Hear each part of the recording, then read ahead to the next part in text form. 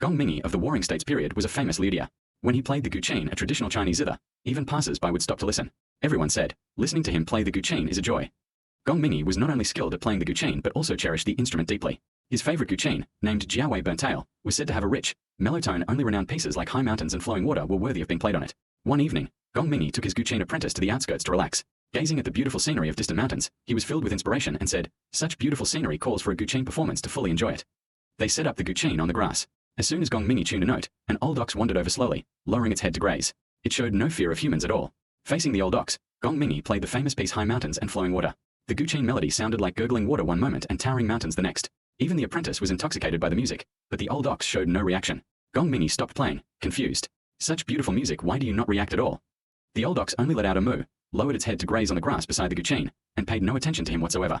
Gong Mingi thought to himself, maybe this piece is too sophisticated. So he switched to another melody, imitating the buzzing sound of mosquitoes. Unexpectedly, the old ox immediately pricked up its ears and turned its head to look for the mosquitoes everywhere. Gong Mingi then tried playing a melody that mimicked the sound of a calf calling its mother gentle and warm. The old ox's eyes lit up at once. It let out a moo in response and even took 2 steps closer to him. Only then did Gong Mingi understand. He smiled and said to his apprentice, when playing the guqin, you need to find someone who understands it. The same goes for speaking and doing things. Upon hearing this, the apprentice suddenly realized, this means we must choose the right audience. We can't play the guqin randomly.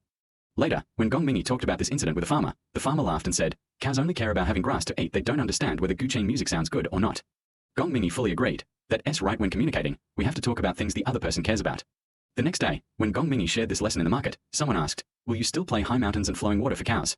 He smiled and replied, talking about poetry and books with woodcutters, or playing elegant melodies for cows, both are a waste of effort.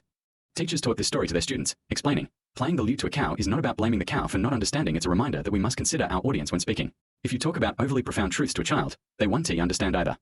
Even shopkeepers understood this principle. When talking to regular customers, instead of saying how rare the fabric was, they would say, it's durable and comfortable, perfect for making your clothes. Customers immediately understood and bought the fabric right away. When teaching his disciples to play the guqin, Gong Mingi said, to play the guqin, you need to understand your audience. To be a good person, you need to understand others. That's the true meaning of playing the lute to a cow. His disciples nodded and kept these words in mind. Let us highlight the key point. Playing the lute to a cow is not about mocking others for not understanding. It's a reminder that when speaking or doing things, we must choose the right audience and use the right method. Only when we get this right can we do things well and make communication more effective.